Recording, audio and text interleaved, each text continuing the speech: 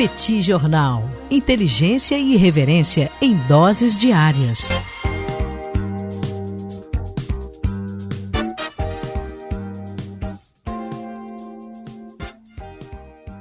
Olá, gente. Bem-vindos, bem-vindas ao Petit Jornal. Esse é o bate-papo 978.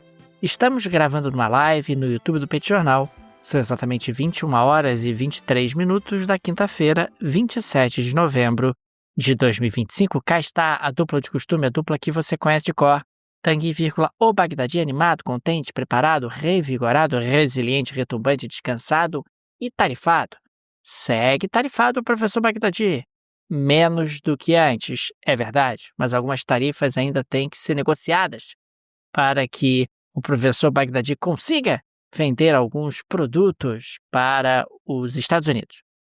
Temos também Daniel Souza, que é esse que eu vos falo. Ao longo dos próximos minutos vamos repercutir os principais acontecimentos internacionais das últimas horas.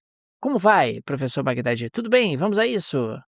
Tudo bem, Daniel Souza? Vamos lá para o bate-papo 978, o último bate-papo da semana. Se o mundo não acabar ao longo do fim de semana, a gente, de fato, vai descansar. Se acontecer alguma coisa muito bizarra, a gente volta, né, ao nosso compromisso aqui.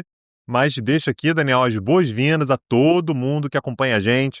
Sejam todos muito bem-vindos. Um prazer ter vocês com a gente, independente de como você nos acompanha, né? Você que acompanha a gente pelo podcast, Spotify, Apple Podcast, né? Qualquer aplicativo que seja, ou pelo próprio YouTube, né? Sejam todos muito bem-vindos.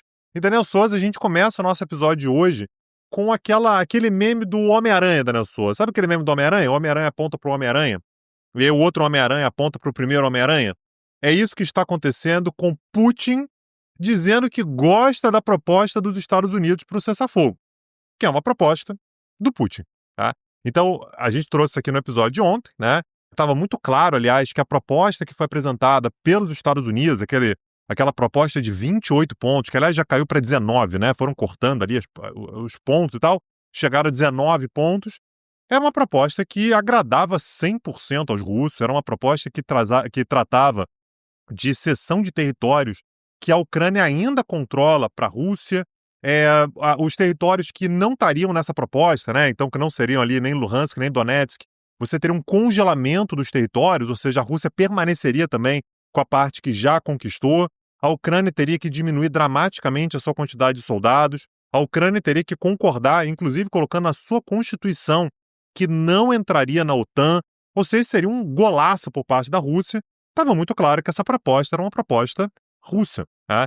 E no episódio de ontem a gente trouxe que, olha, uma série de fontes estão corroborando isso, né, que aquela proposta ela teria sido levada enfim, a política externa dos Estados Unidos, né, ao Marco Rubio, né, enfim, ao restante ali do pessoal que formula a política externa dos Estados Unidos, por um economista russo chamado Kirill Dmitriev. Hoje, o Putin sinalizou que está aberto, sim, ao plano, né, que é um bom plano, e disse ele, portanto, que o plano de paz apresentado pelos Estados Unidos pode ser a base de acordos futuros. Em geral, disse ele, abro aspas aqui, em geral, nós concordamos que esse plano pode ser a base de acordos futuros, mas algumas coisas ainda precisam ser discutidas. Aquela disfarçada, né, Daniel? Tá feliz da vida. Mas ele diz, não, mas ainda tem algumas coisas aí que, tem que ver e tal. E uma das coisas que ele tentou, o recado que ele tentou passar hoje é que os europeus estão muito preocupados. Claro, com razão, né? A Rússia invadiu a Ucrânia. Segundo essa proposta americana, a Rússia seria beneficiada, né? Teria um prêmio por ter invadido, aumentaria o seu território, tomaria ali quase um quinto do território ucraniano. E a Europa está preocupadíssima com isso. O Putin disse hoje que, caso a Europa deseje garantias formais de que a Rússia não atacará o continente, Moscou estaria plenamente disposto a dar esse compromisso. A gente sabe, Daniel, que esse plenamente disposto não é exatamente para você confiar 100%. A Rússia tinha um compromisso desde 1994 de respeitar a integridade territorial da Ucrânia. Em troca, aliás, da transferência das ogivas nucleares que eram da União Soviética, que estavam estacionadas na Ucrânia, que deveriam ser cedidas para a Rússia, né? Esse foi o Memorando de Budapeste de 1994. Em troca, né, então a Rússia receberia as ogivas que eram da União Soviética e garantiria que a integridade territorial ucraniana seria garantida, né? Que você manteria a integridade territorial da Ucrânia, que naturalmente não foi cumprido. Outra coisa que o Putin falou hoje, Daniel, é que, abro aspas também, as tropas ucranianas devem se retirar dos territórios que ocupam, e então os combates cessarão. Se não saírem, conseguiremos isso por meios militares. Isso aqui é a espinha dorsal do argumento do Putin. O Putin, ele mostra uma certa tranquilidade com relação a essa negociação. Olha, tem a proposta aí, eu gosto da proposta, a proposta é boa e tal, tem que melhorar e tal, mas a proposta é ok, beleza. Agora, se não quiser também, não tem problema, porque a gente vai tomar tudo que a gente precisa. E, Daniel, olhando para a realidade do campo de batalha, a Rússia vai mesmo. A Rússia vai, de fato, tomar. Pode demorar mais 6 meses, pode demorar mais 1 ano, pode demorar mais 3 anos, mas a Rússia vai conseguir tomar o restante dos territórios que ela quer, né? Que é basicamente para você fechar ali Luhansk e Donetsk. Então, o recado que a Rússia está passando eu já usei essa expressão aqui outras vezes, é melhor assinar o acordo agora, porque agora vai ser mais barato. Depois, se não assinar agora e eu chegar e tomar tudo, eu não vou fazer concessão nenhuma, não vai ter nenhuma concessão, não vai ter garantia de paz, não vai ter nada. Eu simplesmente vou sentar em cima da vantagem e a coisa vai ficar da maneira como está. Então, Daniel, a gente tem, nesse momento, né, o Putin se manifestando, é a primeira vez que ele faz isso de forma aberta, falando sobre o acordo de paz, claramente está muito interessado no que o Trump está colocando na mesa. O Trump, aliás, está dando uma série de indicativos de que vai pressionar a Ucrânia, que a Ucrânia tem que aceitar. E digo mais, o Trump, inclusive, tinha colocado o prazo de hoje, quinta-feira, para a Ucrânia aceitar o acordo. Acabou de ir, né, e até agora não teve nenhuma aceitação final, então sinal de que a coisa ainda vai render um pouquinho, mas o Putin também deixa muito claro que, olha, se não aceitar o acordo, a gente vai chegar no nosso objetivo da mesma maneira. Para a gente seria melhor resolver logo. Mas, se quiser deixar também para quando eu terminar de conquistar o Vale do Rio Dom, né, o Donbass, não tem problema, a gente vai chegar lá, a gente vai cumprir os nossos objetivos, Daniel. Aliás, Tang, falando da preocupação europeia, nós tivemos a divulgação no Wall Street Journal do O Plan Deal, que na prática faz referência ao planejamento da Deutschland, da Alemanha, para a possibilidade de um ataque militar russo. O plano tem 1.200 páginas, foi elaborado há aproximadamente 2 anos e define como a Alemanha responderia a um ataque russo contra a OTAN. Detalha, inclusive, a logística para mobilizar e transitar 800 mil soldados pelo território alemão. O plano estima o risco de ataque russo a partir de 2029. Aliás, alguns problemas recentes aceleraram preocupações, como é o caso de sabotagens e espionagem atribuídas à Rússia. Nós temos também violações do espaço aéreo europeu com drones e o possível cessar-fogo na Ucrânia, dando tempo para Moscou se rearmar. Na prática, a gente tem aí rodovias, incluindo conversão de trechos em pistas de pouso, linhas férreas, portos do Mar do Norte e do Mar Báltico, roteiros de deslocamento de soldados, equipamentos e suprimento, protocolos de proteção das tropas em trânsito, hospedagem temporária, sistemas de alimentação e abastecimento. Esses 800 mil soldados seriam alemães, americanos e aliados. Ou seja, a Alemanha considera nesse cenário que seria uma guerra da Rússia contra a OTAN. Você tem aí, inclusive, a necessidade de uma série de investimentos que precisam ser realizados ao longo dos próximos anos para que a Alemanha esteja preparada para esse cenário. A meta, inclusive, da Alemanha é chegar a 260 mil militares ativos apenas na Alemanha, a revisão da doutrina de defesa após décadas de minimalismo militar e a reconstrução gradual de infraestrutura de uso dual. Ou seja, a infraestrutura alemã, a partir de agora ou a partir desse plano, ela começa a levar em consideração a possibilidade de sua utilização para fins militares, ao contrário do que acontecia no passado, onde essa preocupação não estava presente. De qualquer maneira, os alemães acreditam na possibilidade de dissuadir a Rússia de um ataque ao mostrar prontidão logística e militar. Se Moscou não atacar, nós teremos aí sucesso, inclusive nesse nosso plano de dissuasão. É isso, Tanguy. Aliás, isso tem sido cada vez mais mencionado por pessoas na Europa, que a Europa se prepara, que a Europa planeja, que a Europa considera um cenário de médio prazo onde eles entram num conflito com a Rússia. É algo assustador pensar numa situação como essa, mas toda essa discussão em torno da Ucrânia acaba, na prática, sendo a antessala desse tipo de prognóstico que os europeus acabam construindo. Aliás, o Putin, né, eu já mencionei, né, que ele disse que pode dar garantias formais se a Europa quiser e tal.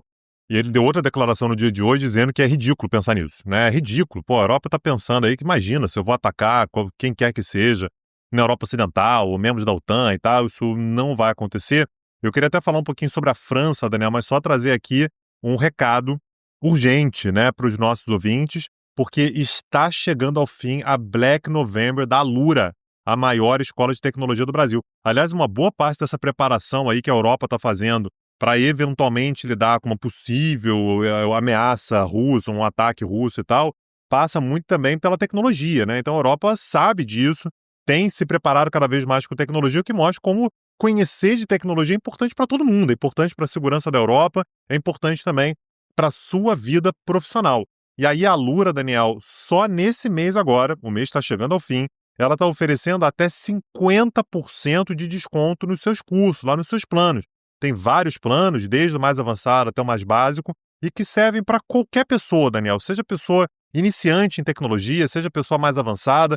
Se você quer saber como é que você pode, inclusive, amadurecer sua carreira na área de tecnologia, tem lá 22 carreiras completas, com trilhas estruturadas do nível iniciante ao avançado. Poxa, mas eu não sei, eu quero trabalhar com inteligência artificial, eu quero trabalhar com programação, eu quero trabalhar com o que quer que seja. Você encontra lá todo o caminho que você precisa nessa escola, que é a maior escola de tecnologia do Brasil. Não deixe de acessar, o link está na descrição desse episódio, está chegando ao fim. Não come mosca, porque se você quer, se você deseja, se você precisa entender mais de tecnologia, que aliás eu acho que todo mundo precisa, a Alura está te dando uma super oportunidade, 50% de desconto. Imperdível, hein, Tanguy? Condições realmente diferenciadas nessa semana de Black Friday. Link no descritivo. Aproveite, conheça o trabalho da Alura, a sua plataforma, todos os conteúdos que estão lá disponíveis, produzidos com muita qualidade para diferentes níveis de conhecimento em tecnologia e também para diferentes objetivos profissionais. Link no descritivo, clica, vai lá, que vai valer a pena demais.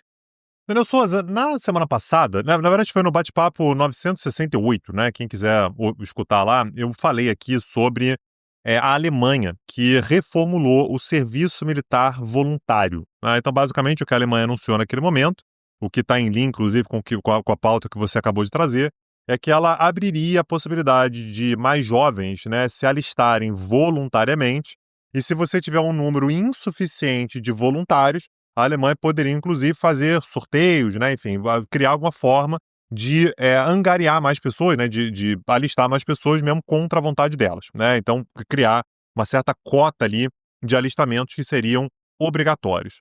Hoje, quem anunciou mais ou menos a mesma coisa, claro que com parâmetros um pouco diferentes, foi a França. O presidente francês, Emmanuel Macron, anunciou os contornos do novo serviço militar voluntário destinado a jovens de 18 a 19 anos. A lógica que a França anunciou hoje é que jovens de entre 18 e 19 anos que toparem ser voluntários vão receber salários por cerca de 10 meses, Daniel. Seriam salários ali na casa de 1.000 euros, o que, aliás, é significativamente menos do que a Alemanha está disposta a pagar. A Alemanha está disposta a pagar ali algo acima de 2.500 euros.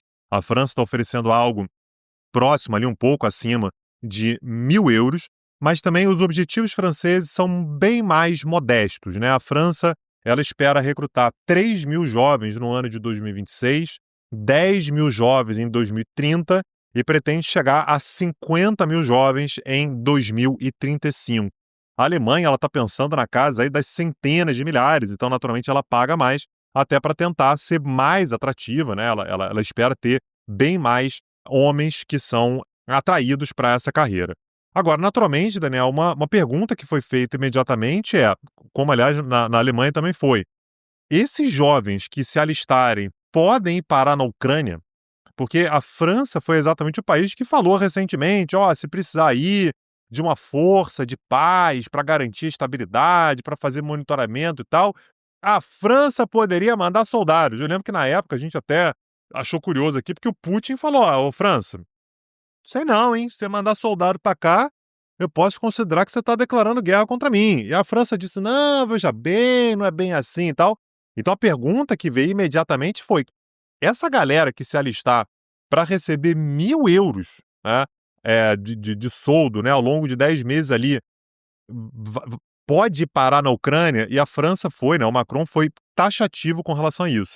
A França não enviará nenhum desses soldados para servir fora do país. Ou seja, se alguma coisa acontecer na Ucrânia, isso seria com o exército profissional. Então Macron, inclusive, voltou a falar sobre uma força multinacional, basicamente com britânicos e turcos, né? Então conversou ali com o governo britânico, né, com o Keir Starmer e com o Erdogan, para exatamente tentar desenhar o que poderia acontecer, mas deixou muito claro que somente aconteceria caso houvesse um cessar-fogo. É mais ou menos o Macron ali também entendendo que mandar soldado de qualquer maneira pode dar problema com a Rússia. Então, se tiver um cessar-fogo, eventualmente a França, né, os britânicos, os turcos e outros países da OTAN poderiam se mobilizar para tal. Agora, Daniel, tudo isso é uma demonstração de como é que a Europa Ocidental está realmente preocupada com os prognósticos futuros.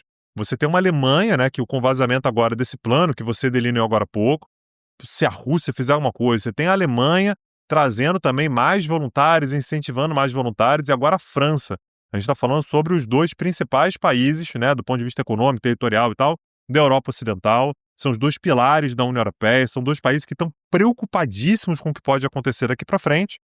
E, portanto, a gente tem demonstrações de que essa preocupação ela não é apenas uma retórica, né? Ela está levando a consequências práticas. A França, por exemplo, está pensando, né, somente no período aqui de 2026 a 2030 em incrementar o seu investimento militar em 2 bilhões de euros. E esse é um problemaço, porque a França tem problemas fiscais seríssimos. A França não consegue ter um primeiro-ministro estável exatamente porque não consegue aprovar um orçamento que equilibre as contas da França. E você coloca ali um investimento adicional de 2 bilhões de euros. Não é pouca coisa, e naturalmente isso vai trazer consequências para a França no médio e longo prazo também. Tem que o governo venezuelano revogou os direitos de operação de 6 grandes companhias aéreas internacionais. São elas a espanhola Iberia, a portuguesa TAP, a colombiana Avianca, a Latam Colômbia, a turca Turkish Airlines e a brasileira Gol. Todas haviam suspendido os voos após um alerta da Administração Federal de Aviação dos Estados Unidos. A Venezuela acusou as empresas de aderirem às ações de terrorismo de Estado promovidas pelos Estados Unidos.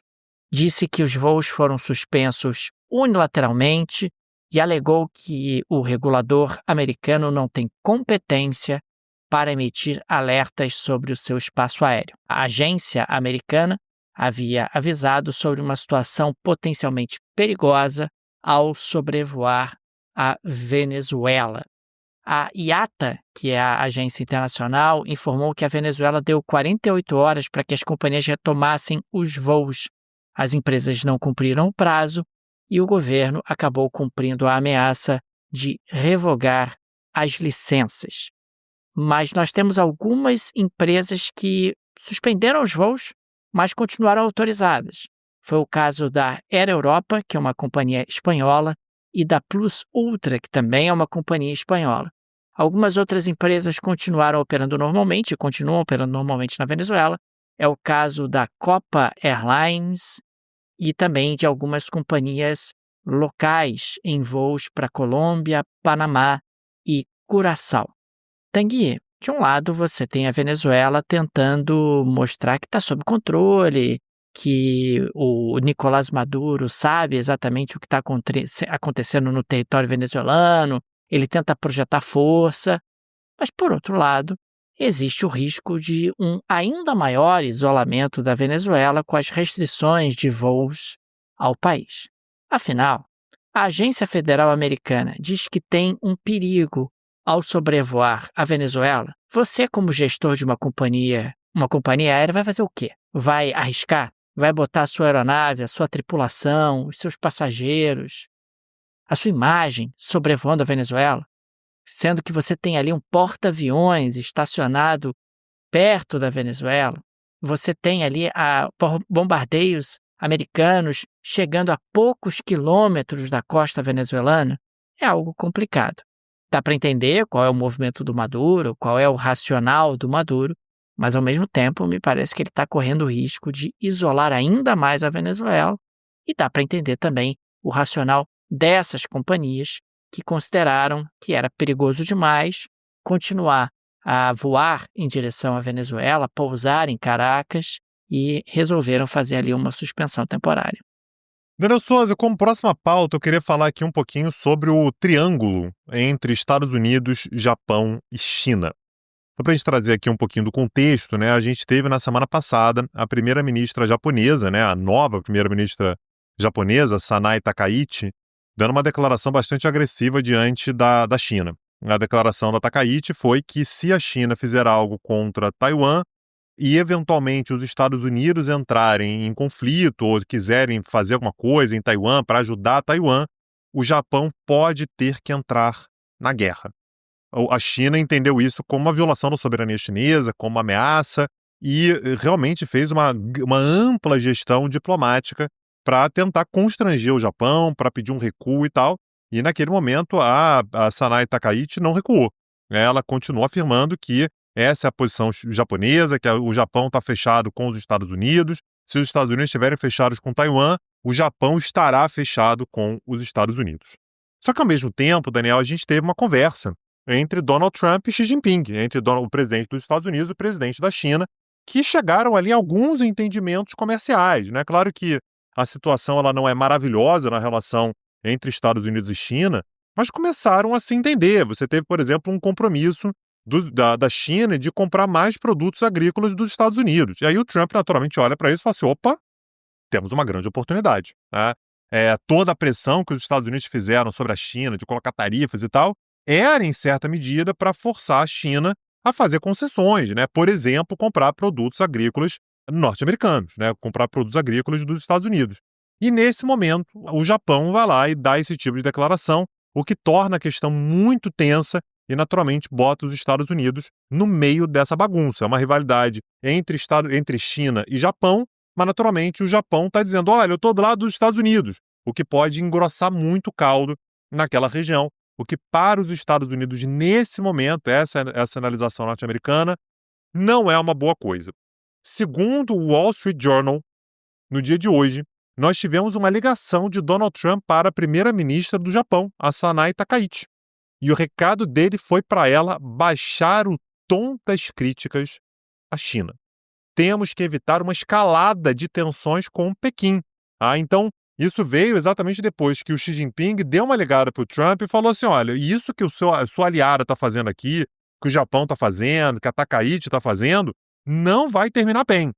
O que Donald Trump fez foi, na mesma hora, pegou o telefone, ligou para o Japão e falou, dá uma segurada na onda aí, porque isso pode atrapalhar o meu acordo, atrapalhar o meu rolê, é para dar uma segurada, não quero saber de balbúrdia, não quero saber de tensão, ainda mais agora que eu estou conseguindo, entre aspas, dobrar o Xi Jinping, estou trazendo o Xi Jinping para o meu lado. Na prática, Daniel, isso pode ser entendido de várias maneiras diferentes, né? Inclusive, de um lado, né, a gente pode entender como uma tentativa do Trump de colocar panos quentes, né, de dar uma aliviada e tal, né, diminuir o nível de tensão. Segundo o próprio Wall Street Journal, o tom que o Trump utilizou com a primeira-ministra do Japão foi um tom bastante ameno, foi, olha, temos que resolver e tal, não é para ficar elevando o nível de tensão, porque isso pode levar para um lugar que a gente não gosta, mas também pode ser entendido com aquela velha tradição, né? aquela velha postura tradicional do Trump, que é, no momento em que ele consegue algum tipo de avanço, ele cria um vínculo com quem ele está dialogando ali e que ele vai defender essa pessoa a todo custo, mesmo que seja um potencial rival. A gente viu isso com o Lula, né? A relação dele com o Lula era uma relação complicada, cheia de arestas, né? Cutucadas, você tinha ali um monte de indireta e tal, 50% de tarifa. No momento que os dois se encontraram, Donald Trump está disposto a fazer concessões para o Lula. A mesma coisa acontece com Putin. Aliás, a gente vê isso desde o primeiro mandato, né, de Donald Trump com relação ao Putin, agora com relação ao Xi Jinping, né? No momento que o Xi Jinping faz alguma concessão, cria-se ali um vínculo, o Xi Jinping pedindo, ele chega, inclusive, a ligar para o Japão e falar, ó, pô, dá uma segurada aí, porque pra gente não está sendo legal que você tenha esse tipo de tensão. Então, na prática, Daniel, é uma boa coisa, né? Você vai ter ali uma tentativa de moderar um pouco as tensões para você diminuir o nível a temperatura, né, da relação entre Japão e China e mantém, né, Daniel, aquela lógica que a gente já falou aqui várias vezes, mantém Taiwan mais ou menos na mesma posição. Taiwan, me parece, né, eu já falo isso aqui há bastante tempo, me parece que vai permanecer um bom tempo nessa posição, né, nessa estrutura. No momento em que o Japão começa a falar um pouquinho mais sobre Taiwan, os próprios Estados Unidos e a China dizem, olha, não, vamos ter que manter do jeito que está. Então, Taiwan provavelmente não vai ficar independente e tampouco deve ter uma ação militar chinesa, né, que, enfim, mude muito a situação. A tendência é que essa situação se mantenha nesse nível de estabilidade, numa estabilidade tensa, durante bem mais tempo, Daniel. Tem que registro rapidamente que o general Horta Naman foi nomeado presidente de transição por um ano de Guiné-Bissau. Uma atualização da pauta que nós trouxemos ontem aqui no Petit Jornal.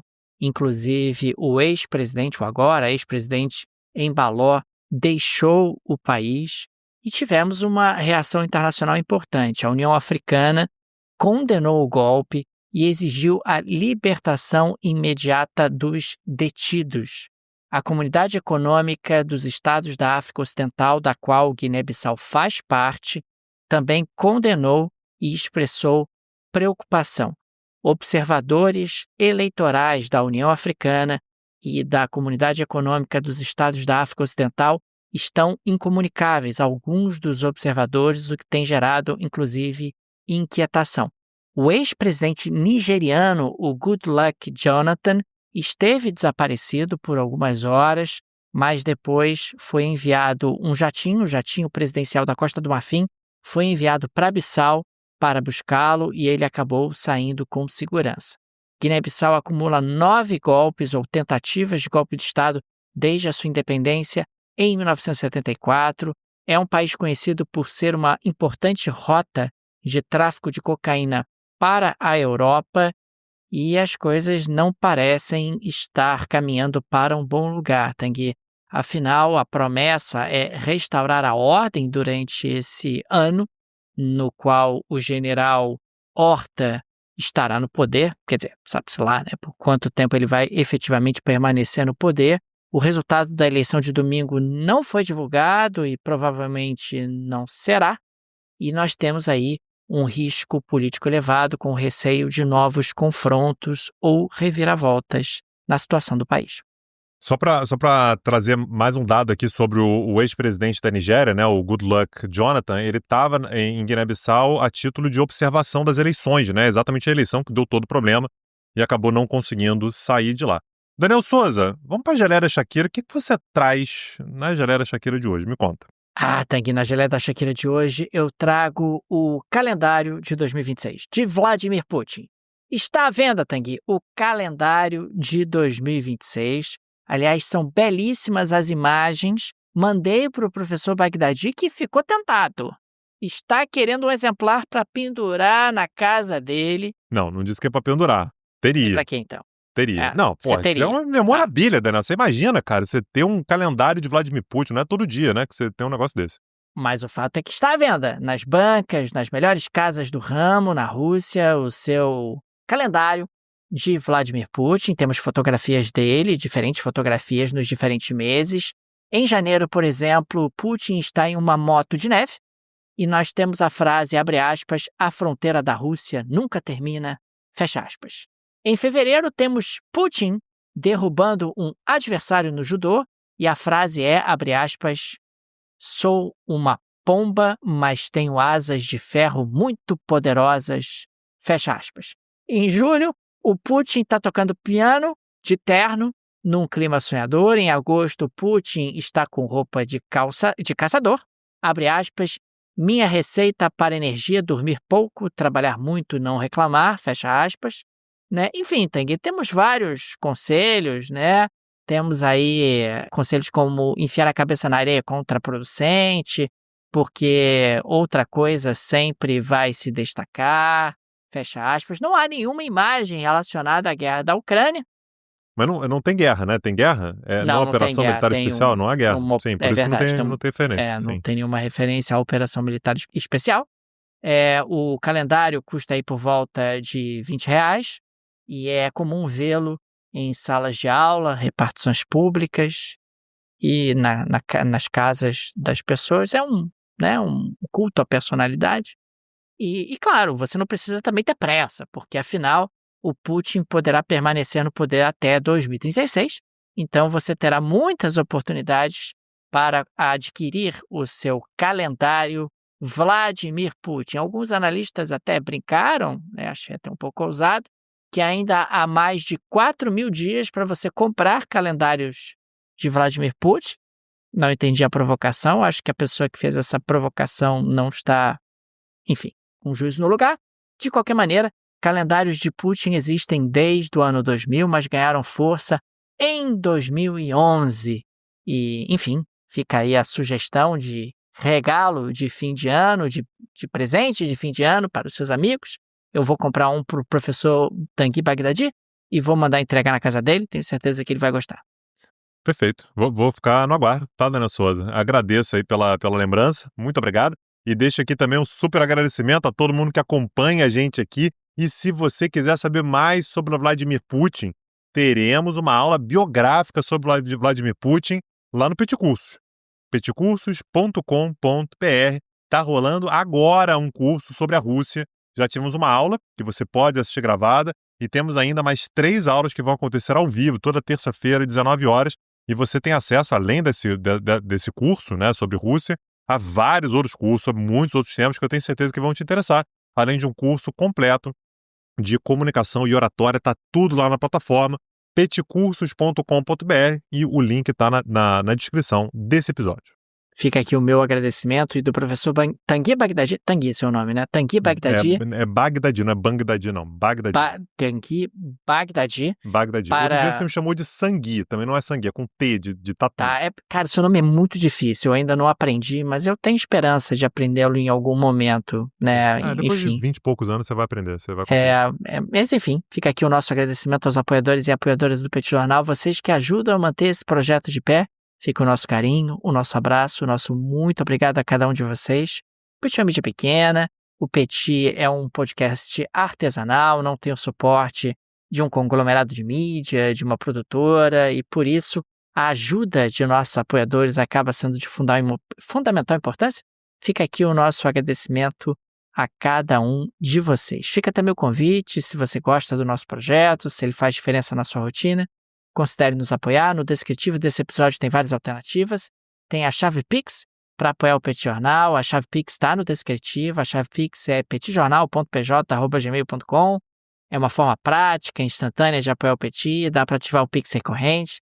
Temos também o link para o Apoia-se, o link para o Patreon, se você vive no exterior. Tenho certeza que uma dessas alternativas será confortável para você. É isso, Daniel Souza. Amanhã estamos de volta com o Petit Invest. Nos vemos. Um abraço, até a próxima. Valeu. Tchau, tchau.